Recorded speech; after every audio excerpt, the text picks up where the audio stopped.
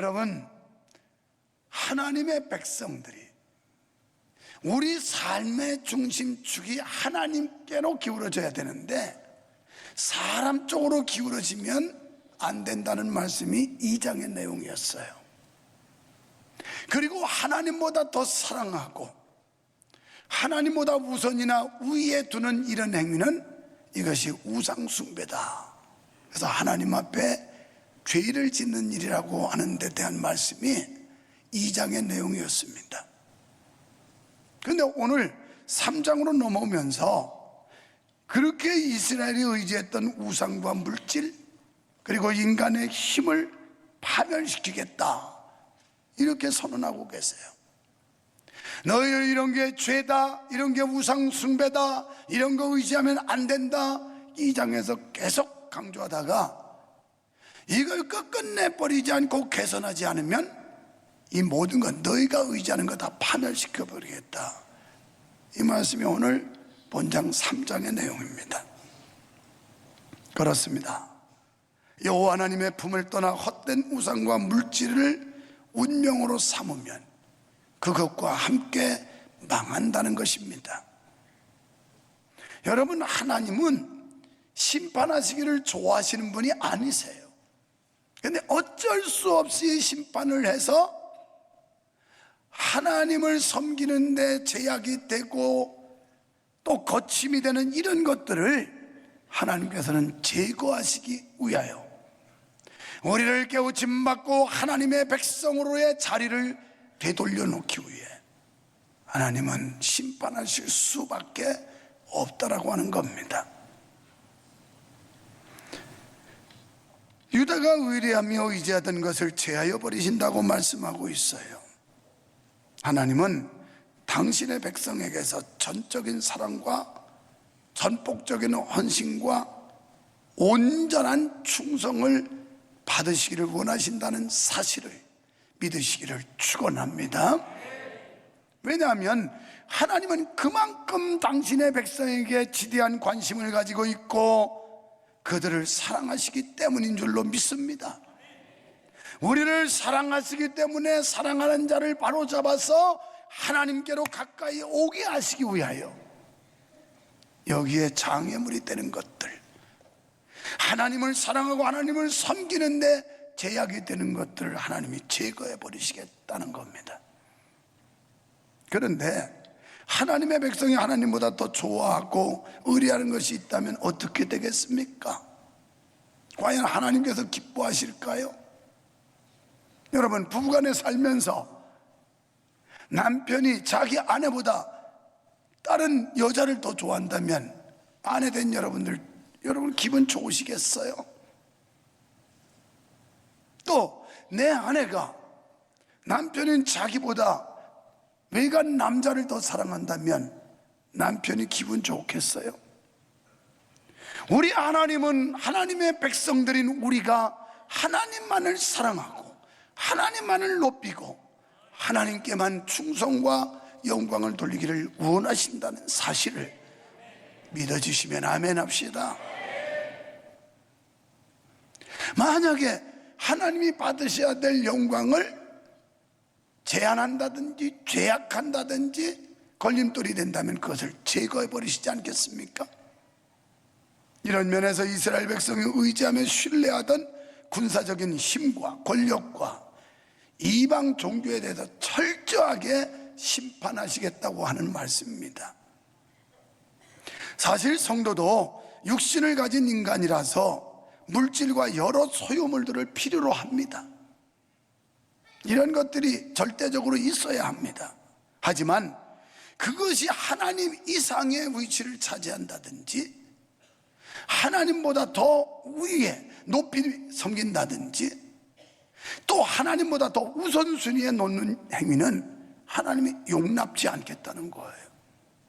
그래서 언제나 우리는 하나님 제일주의, 이런 정신과 이런 의식을 가지고 살아야 돼요. 하나님 제일주의. 그러면 하나님이 복 주세요.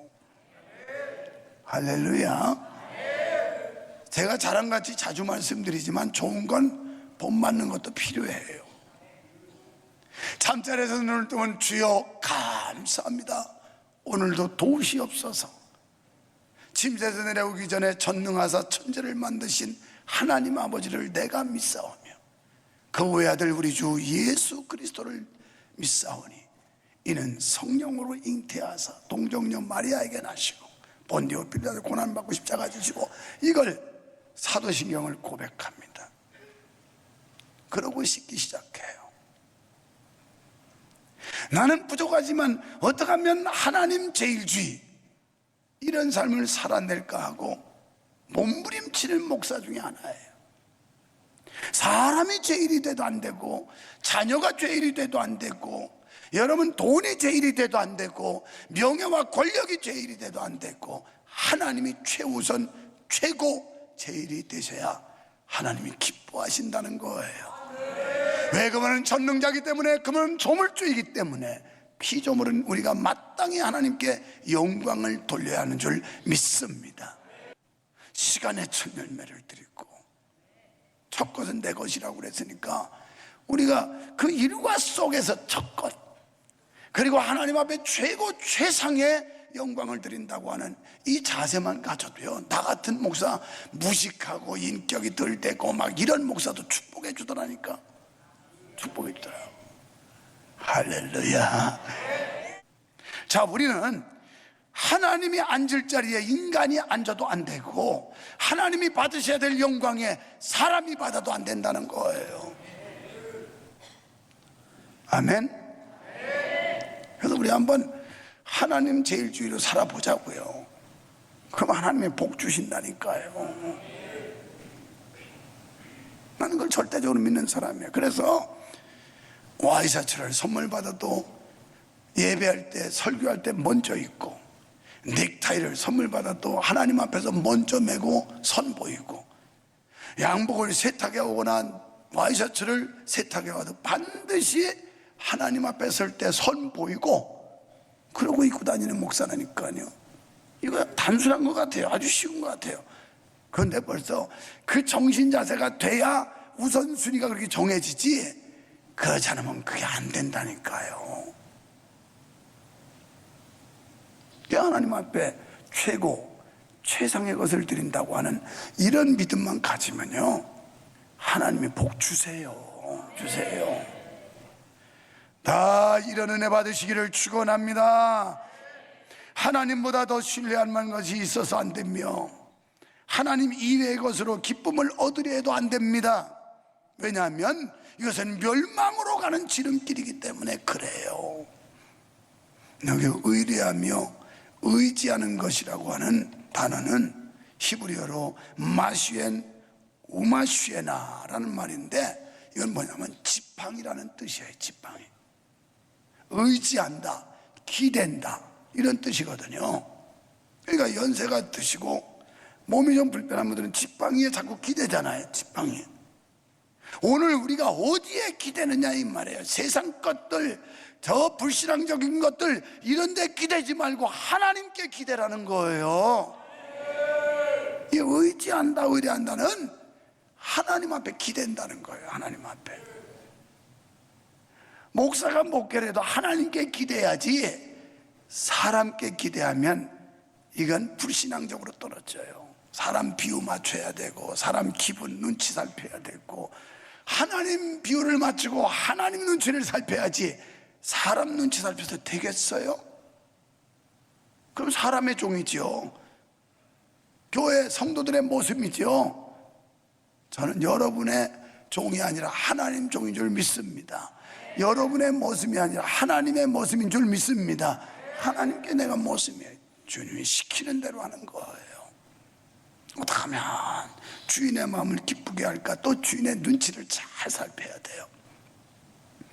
어릴 때 보니까 힘은 엄청 센데 좀 미련해. 주인이 뭐 시키는지도 모르고 일머리를 몰라. 이 사람은 힘이 세도 1년 내내 죽도록 일하고 쌀 5가마밖에 못 받아. 그런데 일머리를 알아가지고 주인이 뭘 의도하는지, 주인이 시키는 걸 고분고분 다 알아서 하는 모습은 똑같이 1년을 모습 사는데 6가마, 7가마를 받아. 엄청난 차이인 거야. 나는 어릴 때 이런 걸 보면서 우리가 하나님 앞에서 이 지혜로운 종, 충성된 종, 성경에 많이 나오는데 이 지혜로운 모습이 돼서 주인이 뭘 원하는지, 하나님이 뭘 기뻐하시는지 요거 눈치를 좀 차려서 거기에 맞춰서 살면 세경이 높아진다니까. 그러니까 1년 머슴살이 하고 받는 걸 충청도에서는 세경이라고 그래요. 세경. 세경을 많이 받아요. 같은 1년 머슴살이 하면서도. 이 안에 많은 성도들이 있지만 어떤 사람은 하나님의 비유를 마치고 하나님의 뜻을 이루고 하나님께 온전한 믿음 가지고 충성함으로 복을 받기도 하고, 어떤 사람은 잘 안 되기도 하고 그래요. 그래서 사도 바울이 내가 사람을 좋게 하랴 하나님을 좋게 하랴, 사람을 좋게 하면 나는 하나님의 종이 아니니라, 이런 고백을 했잖아요. 그러니까 내가 여러분 비유 맞출 때 기대하지 말고 우리 여러분도 나도 다 하나님 비유 맞춰야 돼. 하나님 비유. 할렐루야. 자, 본문에서 나타나는 하나님의 심판은 어떻게 오는가? 양식이 없고 심각한 경제난이 엄습해서 민심이 흉흉해진다는 거예요. 요즘에 우리나라 분위기가 비슷해요. 경제가 나쁘고 힘들어지고, 그러니까 민심이 흉흉해지는 거예요. 그리고 이것에 더 큰 비극이 아닐 수 없는데, 하나님의 심판은 우상을 제거하시고 지도자들을 파하시고 정치, 경제의 도탄을 초래한다는 겁니다. 그리고 2절, 3절 말씀은 유다 사회를 유지하던 용사나 지도층 인사들, 그리고 물건을 생산하는 숙명된 기공들마저도 모두 하나님의 심판에 의해 제거된다. 지금 뭐 이 두뇌들, 고급 두뇌들, 그 다음에 그 엔지니어들, 뭐 연구자들, 뭐 이런 들 매수돼 가지고 다 나라를 떠나고, 그리고 기술을 팔아먹고 지금 이 지경 되지 않습니까? 어쩌면 이사야 선지 이 시대에 유다에 하나님이 예언하신 게 오늘 우리 현실 이 세대에 그 말씀으로 적용되는 것처럼 우리가 보는 듯해요. 지금 말씀. 이렇게 해서 유다는 지도자 부재뿐 아니라 생산성 소멸로 인해서 완전히 멸망하고 만다는 겁니다. 이건요, 실제적으로 바벨론이 유다를 쳐들어와서 597년에 쫄딱 망해요. 이 예언은 그대로 성취가 됩니다. 그냥 뭐 공수표가 아니고 실제로 이사야 선지자를 통해서 유다 나라에 예언했던 게 그대로 이루어져요. 어쩌면 이 시대에 우리도 정신을 차려야 될 겁니다. 그러다 보니 유다는 혼란하고 불안정한 삶을 살게 됩니다. 4절로 7절에 이 말씀은 이스라엘 사회가 붕괴하여 더 이상 정상적인 틀을 유지 못한다는 겁니다. 마치 아이들과 같이 사리분별력이 없고 무지한 자들의 지도자가 되어 이스라엘 백성을 더욱 어려운 지경으로 이끌게 될 것을 예언하는 말씀이에요. 우리나라가 더 어려운 지경에 떨어지지 않도록 우리는 깨어 기도해야 되고, 우리 믿는 자들이 먼저 부복하여 하나님 앞에 엎드려 기도해야 될 줄 믿습니다. 마치 늪에 빠진 사람들이 그 늪을 빠져나오려고 호적거리면 더 깊이 빠지듯이 난국에 빠진 이스라엘 백성들이 그렇게 된다는 거예요. 그렇습니다. 어리석은 백성은 하나님을 의지하지 않고 어리석고 무지한 인간 지도자를 의지함으로써 더 큰 혼란과 위기를 맞이하게 됩니다. 하나님은 유다에 진행된 각종 죄악을 고발하시고 특별히 사회를 구성하고 있는 각 계층의 죄악상을 지적하십니다. 그 가운데서 가장 먼저 지도자들의 죄악상을 엄히 꾸짖고 있어요. 왜 그러냐면 지도자 한 사람이 잘못하면 거기에 파급되는 영향력이 너무 크기 때문에 그래요. 아니, 예를 들어서 여러분 한 분은 실수해도 별거 아니에요. 그런데 명성교회를 담임하고 있는 많이 알려준 유만성 목사가 실수를 하면 거기에 끼쳐지는 이 파급되는 영향력이 얼마나 큰지 몰라요. 정치 지도자들도 마찬가지예요.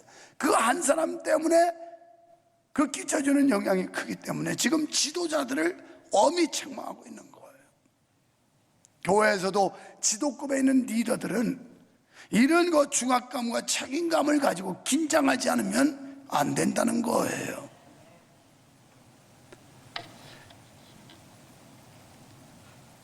그만큼 지도자의 범죄가 일반 백성의 죄보다 영향력이 크고 치명적이라는 말씀입니다.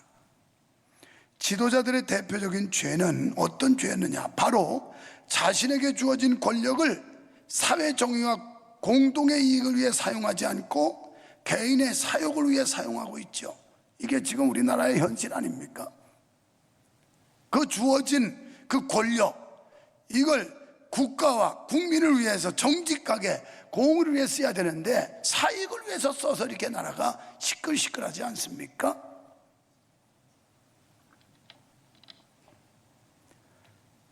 로마서 13장 1절에 보면 각 사람은 위에 있는 권세들에게 굴복하라.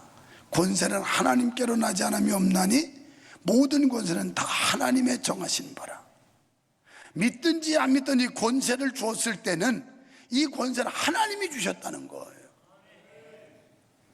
그런데 하나님께서는 역사를 이끌어 가실 때 사람을 대행자로 세워서 역사하세요. 때문에 모든 권력자들은 나에게 주어진 이 권세가 하늘로부터 주어졌다는 걸 명심하고 하나님 앞에 순복하는 이런 지도자가 돼야 된다는 겁니다. 우리가 교회 일도 마찬가지예요.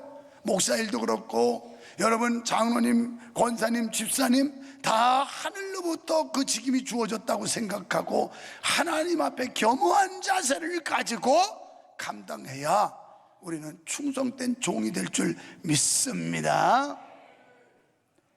하나님을 최고의 통치자로서 이 땅에 통치할 대행자를 세우셨습니다.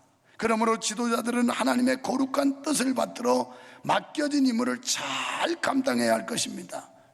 그렇지 못하고 백성을 잘못 인도하면 그게 죄예요. 여러분, 우리도 교회에서 맡겨진 직분이 하나님께서 주신 직분이라고 믿고 하나님의 영광과 공동체의 유익을 위해 충성되게 사용해야 될 줄로 믿으시기를 축원합니다. 그 다음에 음란하고 사치스럽고 불경건한 죄를 심판하시겠다는 거예요. 이사야의 예언이 선포될 당시에 예루살렘 여인들은 대부분 경건생활과는 담을 쌓았어요. 음란과 교만과 사치에 심취해 있었다고 아모스 4장 1절 이하의 말씀을 하고 있어요. 여인들은 남자를 유혹하기 위하여 온갖 교태를 부렸습니다. 영육간의 음란을 추구하는 지극한 열정이 있었습니다. 그러니까 예루살렘 여인들에게서 어느 한 구석 하나님의 율법이나 자신의 거룩한 임무에 대하여 관심을 가지는 노력을 볼 수가 없었다라는 거예요. 여러분, 하나님께서는 화려한 외모만을 추구하며 음란과 사치를 일삼는 자를 미워하십니다. 대신에 하나님은 내면의 순결한 삶의 경건을 유지하는 자를 가장 아름답게 보시며 그 삶의 길을 인정해 주실 줄 믿습니다. 그래서 사무엘상 16장 7절에 보면 사람은 외모를 보지만 하나님을 중심을 본다는 거예요. 우리 속사람 믿음의 중심, 이걸 아름답게 가꿔야 돼요. 겉으로만 화려한 게 아니에요. 그런데 잠언 31장 30절에 보면 고운 것도 거짓되고 아름다운 것도 헛되나 오직 여호와를 경외하는 여자는 칭찬을 받으리라. 단순히 이 여성만 말할까요? 오늘 그리스도인들이 고운 것, 아름다운 것 다 헛되지만 여호와를 경외하는 것, 이보다 아름다운 게 없다는 거예요. 이런 사람 칭찬받는데요. 또 16절로 26절에서는 무려 21가지나 되는 여인의 치장품을 쫙 열거하고 있어요. 뭐 이런 거 가지고 뭐 화려하게 옷만 꾸미고 난리를 하고 뭐 귀걸이, 코걸이, 뭐 별거 목걸이 다 하고 해도 소용없다는 거예요. 소용없어요. 그런 걸로 치장하는 게 아니에요. 우리의 속사람, 우리 믿음의 중심, 이걸 치장해야 된다는 거예요. 하나님 앞에. 하나님은 그걸 본다는 거예요. 그래서 예수님도 회칠한 무덤들을 막 책망하시잖아요. 겉에는 번지르하게 회칠해놨는데 속에는 막 썩은 송장이 냄새 풍기고 이런 상태를 말하는 거예요. 겉만 번지르해도 되는 게 아니라 겉은 아주 번지르하고 근사한데 속은 엉망진창이야. 겉은 초라해도 우리의 중심이 하나님 앞에 바를 수 없고 우리의 속사람이 하나님 앞에 온전하고 하나님은 이걸 기뻐하시는 줄 믿습니다. 사랑하는 성도 여러분, 하나님께서는 한 영혼이라도 죄악 가운데서 돌아와서 구원받기를 원하시는 줄 믿습니다. 그래서 에스겔 18장 23절에 보면 하나님께서는 그 죄에 회개하고 돌아와서 구원받기를 원하신다는 거예요. 하나님의 심판에 이르지 않고 그들이 다 돌아와서 하나님의 이 구속의 은혜, 구원의 은총을 받기를 그렇게 원하신다는 겁니다. 그래서 인간들에게 은혜를 베푸셨고 때마다 선지자들을 보내 권면하고 꾸짖고 경고하셨어요. 오늘 이 시대에 우리가 이사야를 통해 주신 이 말씀이 우리를 들으라고 우리에게 경고하고 심판을 예고한다고 하는 시대적 주의 음성으로 들어야 우리가 변하고 세상을 변화시킬 수 있는 줄 믿습니다. 그럼에도 불구하고 끝내 그 죄악의 자리에서 돌이키지 않는 자는 심판하시겠다는 거예요. 진정 평안하다 평안하다 하면서 스스로 속이는 자들과 썩어질 세상 것들로 자랑을 삼어 좋다 좋다 하면서 거만한 자들은 심판을 면하지 못한다는 겁니다. 오늘 우리가 편안하다 편안하다 하면서 안일무사주의 신앙에 떨어지진 않았나요? 좋다 좋다 하면서 세상에 치우쳐서 세상 연락에 빠지진 않았나요? 이러면 결국 심판을 면할 길이 없다는 거예요. 우리는 깨어나야 합니다. 정신 차려야 합니다. 그리고 하나님 앞에 바로 서야 합니다. 그러면 용서해 주신다는 거예요. 회복시켜 주신다는 거예요. 이 사실을 명심하시고 오늘날 성도들은 죽을 인생도 의지하지 말고 사라질 세상도 자랑하지 마시기를 바랍니다. 오직 축복을 베푸시는 하나님만 의지하고 우리를 죄악에서 구속하신 그리스도의 십자가만 자랑하시기를 축원합니다. 그래서 갈라디아서 6장 14절에서 바울 사도는 나는 십자가만 자랑하겠다 그랬어요. 결론적으로 오늘 10절에 보면 의인은 축복해주고 악인은 심판하겠다 이 말씀이에요. 그러니까 신명기 28장에 보면 1절에서 14절은 너희가 여호와의 말씀을 듣고 지켜 행하며 순종한 모든 민족 위에 뛰어나게 하고 집 안팎으로 잘되게 하고 자녀가 복을 받게 우양의 새끼가 복을 받게 하고 손으로 하는 모든 일을 복하고 들어가도 복받고 나가도 복받고 아멘 하는 자들은 이런 축복이 있을지어다. 이거보다 신나는 인생이 없어요. 그래서 하나님이 도와주면 앞으로 자빠져서 돈 주소. 그런데 신명기 28장 15절부터 68절까지는 정반대요. 들어가도 안 되고 나가도 안 되고 하는 일마다 망하고 뒤로 자빠져도 코가 깨지고 앞으로 자빠지면 뒤통수 깨지고 그냥 뭐 정반대예요. 정반대. 1절부터 14절은 이래도 잘 되고 저래도 잘 되고 그냥 머리댈전정 꼬리 안 되고 모든 민족 위에 뛰어나게 하고 구워줄전정 꿇어다니지 않게 하고 막 할렐루야. 근데 뒤에는 보면 쫄쫄 가난하고 일도 하는 것마다 다 안 되고 망치고 막 이렇다는 거예요. 여러분 오늘 여기도 10장에는 의인은 내가 보상을 주리라 축복하리라 그러나 악인은 반드시 내가 심판하리라. 의인과 악인의 차이, 선과 악의 차이, 이걸 우리에게 보여주고 있습니다. 사랑하는 성도 여러분, 누구에게나 하나님의 심판이 올 수 있습니다. 그러나 회개하고 믿음을 회복하고 우리 모두 다 주님의 기쁨 되는 일에 힘쓰시기를 주의 이름으로 축원합니다.